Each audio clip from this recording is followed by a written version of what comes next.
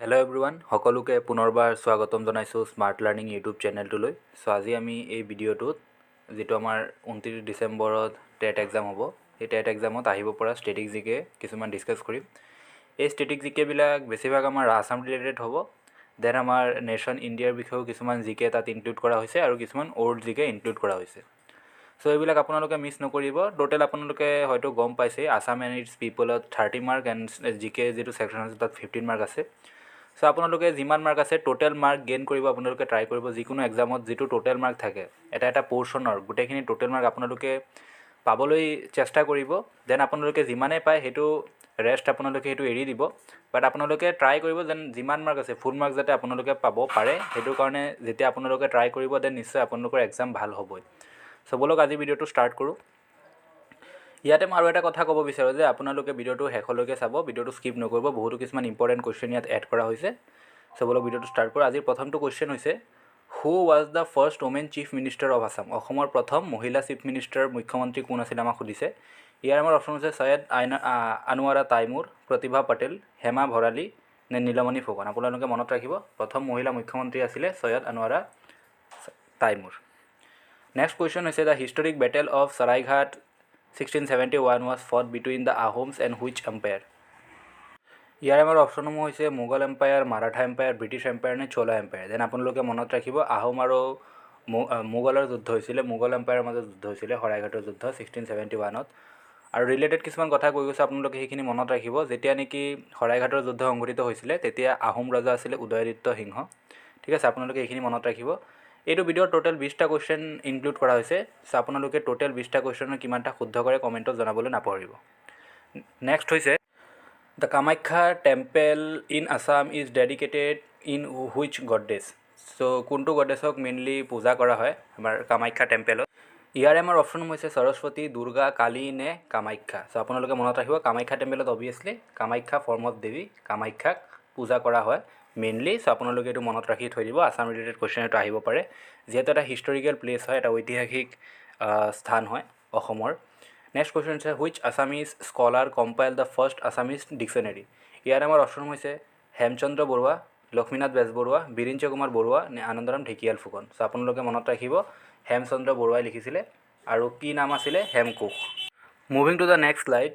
Which is the only Ramsar site in Assam? অসমৰ একমাত্ৰ Ramsar site কি আমাক সুধিছে। ইয়াৰ আমাৰ অপশ্যন হৈছে কাজিৰঙা নেশ্যনেল পাৰ্ক, দীপৰ বিল, মানস নেশ্যনেল পাৰ্ক নে Dibru Saikhowa national park.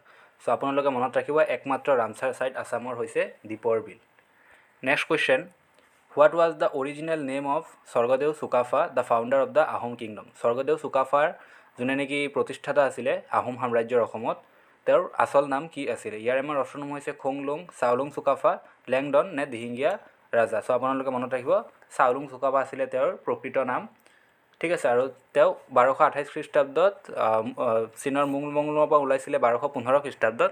Then তেখেতে 1228 খ্ৰীষ্টাব্দত পাটকাই পৰ্বত অতিক্ৰম কৰি অসমত প্ৰৱেশ কৰিছিলে। ঠিক আছে, 1228 খ্ৰীষ্টাব্দত মই ইয়াত লিখি দিছোঁ। আৰু তেখেতে 1253 খ্ৰীষ্টাব্দত আপোনালোকে ৰিলেটেড এই কথাবিলাকো মনত ৰাখিব 1253 খ্ৰীষ্টাব্দত তেখেতে চৰাইদেউ স্থায়ী ৰাজধানী স্থাপন কৰিছিলে। ঠিক আছে। Next question which dance form from Assam is recognised as a UNESCO intangible cultural heritage? So' ইয়াৰে আমাৰ অপশ্যনসমূহ হৈছে বিহু, সত্ৰীয়া, ওজাপালি নে বাগৰুম্বা। চ' আপোনালোকে মনত ৰাখিব ইউনেস্কো ইনটেঞ্জিবল কালচাৰেল হেৰিটেজত কোনটো ডেন্সক অন্তৰ্ভুক্ত কৰা হৈছে বিহুক আমাৰ। ঠিক আছে। নেক্সট হৈছে which oil refinery in Assam is the oldest in India? এইটো নট অনলি ইণ্ডিয়া, এছিয়াৰ অল্ডেষ্ট হয়। ঠিক আছে, ইয়াৰে আমাৰ অপশ্যনসমূহ হৈছে Digboi refinery, Numaligarh refinery, Guwahati refinery নে বঙাইগাঁও ৰিফাইনেৰী। আপোনালোকে মনত ৰাখিব Digboi refinery is the right answer. আৰু ডিগবৈ অইল ৰিফাইনেৰী কিমান চনত যদি এষ্টাব্লিছ কৰা হৈছিল আপোনালোকক যদি সোধে তেন্তে 1901 চনত। আপোনালোকে সেইটো মনত ৰাখি থৈ দিব লগতে। Next question which Assamese personality receive the Bharat Ratna in 1999? Bharat Ratna কোনজন অসমীয়া ব্যক্তিয়ে ভাৰত ৰত্ন পাইছিলে 1999 চনত? ইয়াৰ আমাৰ অপশ্যনসমূহ হৈছে ডক্টৰ ভূপেন হাজৰিকা, গোপীনাথ বৰদলৈ, শ্ৰীমন্ত শংকৰদেৱ নে লক্ষ্মীনাথ বেজবৰুৱা। চ' আপোনালোকে মনত ৰাখিব কোনে পাইছিলে গোপীনাথ বৰদলৈয়ে পাইছিলে আৰু তেওঁ আছিলে অসমৰ প্ৰথম চিফ মিনিষ্টাৰ।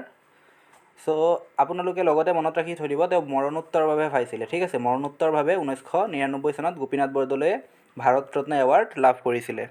নেক্সট হৈছে which lake in Assam is known for its bird life and migratory species? চৰাইৰ জীৱন আৰু পৰিভ্ৰমী চৰাইৰ বাবে কোনটো জেগা মানে বিখ্যাত অসমৰ কোনটো লেক বিখ্যাত চ' ইয়াৰে আমাৰ অপশ্যনসমূহ হৈছে দীপৰ বিল চান্দুবি লেক হাফলং লেক নে কুমৰী বিল চ' আপোনালোকে মনত ৰাখিব ইয়াৰ ৰাইট এনচাৰটো হৈ যাব Deepor Beel next question who was the first Indian to win a Nobel prize প্ৰথম ভাৰতীয় নোবেল প্ৰাইজ বিজয়ী কোন আছিলে চ' ইয়াৰে আমাৰ অপশ্যনসমূহ হৈছে Rabindranath Tagore C V Raman Mother Teresa নে অমৰ্ত্য সেন চ' আপোনালোকে মনত ৰাখিব প্ৰথম নোবেল প্ৰাইজ বিজয়ী ভাৰতীয় আছিল ৰবীন্দ্ৰনাথ টেগোৰ তেখেতে গীতাঞ্জলিৰ বাবে লিটাৰেচাৰ ছেক্টৰত লাভ কৰিছিলে নোবেল প্ৰাইজ টোটেল 6টা ছেক্টৰত দিয়া হয় নোবেল প্ৰাইজ এটা হৈছে আপোনাৰ কেমেষ্ট্ৰি ফিজিক্স দেন আপোনালোকৰ পিচ ইকনমিক্স লিটাৰেচাৰ আৰু ফিজিঅ'লজি আৰু মেডিচিন এই 6টা ক্ষেত্ৰত নোবেল প্ৰাইজ প্ৰদান কৰা হয় নেক্সট হৈছে which Mughal empire build the Buland Darwaza কোনটো মোগল এম্পায়াৰে বনাইছিলে চ' ইয়াৰে আমাৰ অপশ্যনসমূহ হৈছে আকবৰ জাহাংগীৰ হুমায়ুন নে শ্বাহজাহান চ' আপোনালোকে মনত ৰাখিব আকবৰে বুলন্দ দৰৱাজা বনাইছিলে নেক্সট হৈছে what is the full form of history এইটো আমি জানাটো বহুতেই বেছি প্ৰয়োজনীয় লগতে মই এটা এডিশ্যনেল আপোনালোকক এইটো জনাই থৈ দিছোঁ আপোনালোকে এইটো জানিব হেডকোৱাৰ্টাৰ বেংগলোৰত আছে আৰু 1969ত ইছৰ' যিটো এষ্টাব্লিছ কৰা হৈছিলে ইছৰ' 1969ত আৰু হেডকোৱাৰ্টাৰ আছে বেংগলোৰত চ' ইয়াৰে আমাৰ অপশ্যন হৈছে ইণ্ডিয়ান স্পেচ ৰিচাৰ্চ অৰ্গেনাইজেশ্যন হয় এইটোৱে ৰাইট এনচাৰ আমাৰ ইণ্ডিয়ান স্পেচ ৰিচাৰ্চ অৰ্গেনাইজেশ্যন বাকী অপশ্যনখিনি আপোনালোকে চাই ল'ব ৰাইট এনচাৰ হৈছে ইছৰ' ফুল ফৰ্ম হৈছে Indian space research organisation next হৈছে the Konark sun temple in Orissa is build in which architectural style কোনটো আৰ্কিটেকচাৰেল ষ্টাইলত বনোৱা হৈছে কোনাৰ্ক ছান টেম্পল যিটো নেকি আমাৰ উৰিষ্যা ৰাজ্যত আছে ইয়াৰে আমাৰ অপশ্যনসমূহ হৈছে ট্ৰাভিডিয়ান নাগাৰা বিচাৰা নে বুদ্ধিষ্ট চ' আপোনালোকে মনত ৰাখিব নাগাৰা ষ্টাইলত বনোৱা হৈছে Nagara is the right answer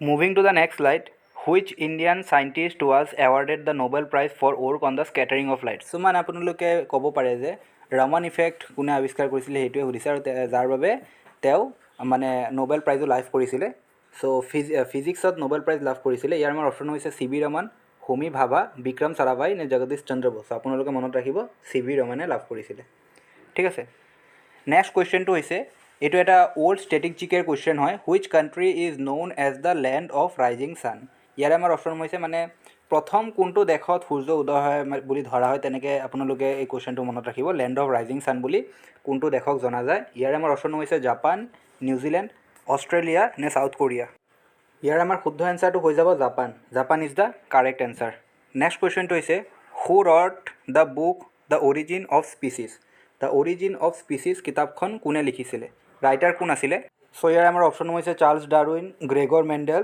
Lewis Pasteur নে কাৰ্ল লিনুৱাছ ইয়াৰ আমাৰ শুদ্ধ এনচাৰটো হৈ যাব Charles Darwin the origin of species কিতাপখন চাৰ্লছ ডাৰউইনে লিখিছিলে নেক্সট কুৱেশ্যন হৈছে what is the capital of Canada so' এইটো কুৱেশ্যন প্ৰায় অহা দেখা যায় কানাডাৰ কেপিটেলটো আমাক সোধে লগতে আপোনালোকে সাউথ ইষ্ট এছিয়াৰ যিবিলাক কাণ্ট্ৰি আছে তাৰ কেপিটেল আৰু কাৰেঞ্চি পাৰিলে শিকি থৈ দিব ইয়াৰে আমাৰ অপশ্যন হৈছে অটাৱা টৰণ্টো মণ্ট্ৰিয়েল নে ভেনক'ভাৰ চ' আপোনালোকে ইয়াত মনত ৰাখিব কানাডাৰ কেপিটেল হৈছে অটাৱা নেক্সট কুৱেশ্যন হৈছে which is the longest river in the world ইয়াত আমাক লংগেষ্ট ৰিভাৰ মানে চবতছে বেছি কোনটো লেন্থ কোনটো ৰিভাৰ চবতছে বেছি সেইটো আমাক সুধিছে যদি আপোনালোকক সুধিলে হয় যে পথালিটো যিটো ব্ৰেথ আছে এইটো চবতছে কোনটো নদীৰ বেছি তেন্তে আপোনালোকে ক'ব লাগিব আমাজন ঠিক আছে আৰু আমাজন আছে ব্ৰাজিলত আৰু ব্ৰাজিল সাউথ আমেৰিকাৰ এটা কাণ্ট্ৰি হয় কিন্তু আমাক সুধিছে লংগেষ্ট ৰিভাৰ চ' লংগেষ্ট ৰিভাৰ ইয়াত হৈ যাব নাইল আৰু নাইল ৰিভাৰ আছে আমাৰ আফ্ৰিকা কণ্টিনেণ্টত ইজিপ্তত আছে নাইল ৰিভাৰ নেক্সট হৈছে which treaty ended world war one ইয়াৰ আমাৰ অপশ্যন হৈছে ট্ৰিটি অফ পেৰিছ